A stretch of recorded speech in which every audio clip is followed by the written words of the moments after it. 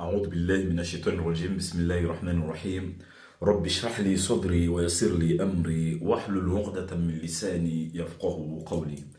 Je fais cette petite vidéo afin de faire un petit rappel concernant le mois de Sha'ban, le mois dans lequel nous nous trouvons maintenant, le mois qui précède le Ramadan, Inch'Allah.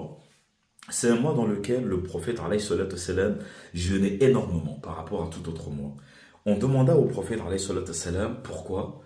Le prophète répondit comme quoi donc, le mois de Sha'ban, c'est le mois dans lequel un compte de nos actes est envoyé à notre Seigneur, Allah subhanahu wa ta'ala, et qui veut être en état de jeûne quand son compte, le compte de ses actes va être envoyé à notre Seigneur. Qu'Allah nous guide dans cette voie-là, Inch'Allah. Je vais par la suite faire un rappel par rapport à la nuit de Nisf Sha'ban, qui signifie tout simplement la nuit de la moitié du mois de Sha'ban, communément appelée Laylatul Bara'a, la nuit de la libération, une nuit dans laquelle le bien et la subsistance sont déterminés et nos péchés sont pardonnés, Inch'Allah. Il y a un hadith qui a été rapporté par pas mal d'ulama comme Muhammad Tirmidhi ou Ibn Majah et Ahmad. Un soir, Aïcha, la femme du prophète alayhi salatu salam, Aïcha radhiyallahu anha, serait partie à la recherche du prophète alayhi salatu salam et l'aurait retrouvé à Al-Baqi. Al-Baqi, c'est à l'est de Médine, à l'est de Médine, à côté du Masjid al-Nabawi, Masjid al-Nabi Muhammad alayhi salatu salam, aurait retrouvé le prophète dans cette zone-là en train d'invoquer, de faire des invocations, des prières. Donc c'était une parcelle d'arbustes de nitrate. Donc en arabe on appelle ça al-gharqad.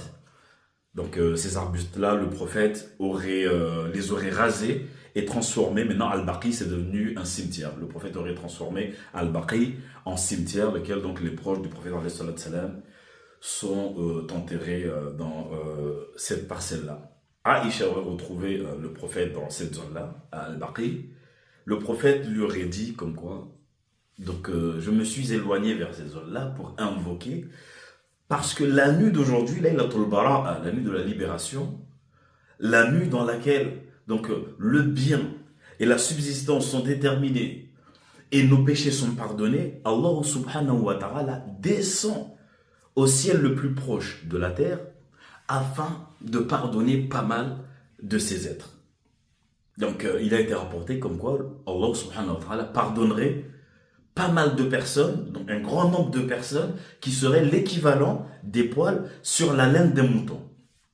Je veux dire comme quoi, donc c'est une nuit qu'il faut vraiment en profiter et invoquer, demander le pardon, nos pardons à nous, les vivants, ainsi qu'aux morts aussi, et faire des vœux, des invocations pour qu'Allah nous facilite, Inch'Allah.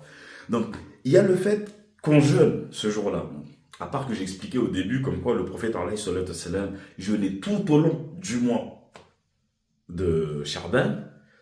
Mais pourquoi la moitié, Nisf Sha'ban, pourquoi donc la nuit de Nisf Sha'ban, on jeûnerait?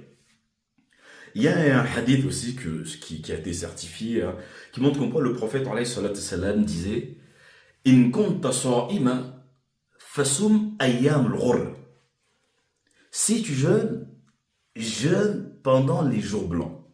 Les jours blancs signifient tout simplement les jours de la pleine lune. Le 13, le 14 et le 15 de chaque mois.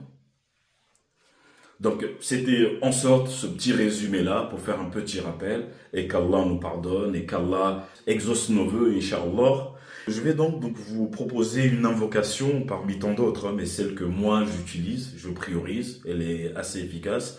Il est juste à savoir que c'est une nuit où le bien et la subsistance sont déterminés, nos péchés sont pardonnés, d'en profiter pour invoquer, qu'Allah nous facilite, Inch'Allah, ya Rabb, et qui pardonne aussi nos morts, Allahumma ighfir lahum wa yarhamhum.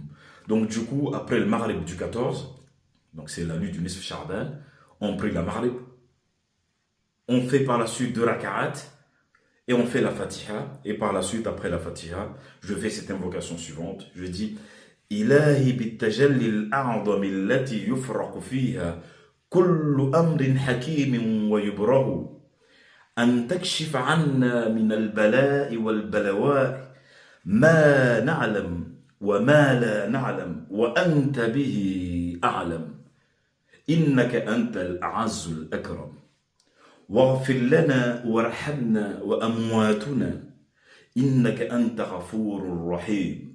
وصلى الله على سيدنا محمد النبي الأمي وعلى آله وصحبه وسلم. والحمد لله رب العالمين. Qu'Allah nous facilite et qui nous guide vers la bonne voie, Inch'Allah, ya Rabb. Wassalamu alaikum.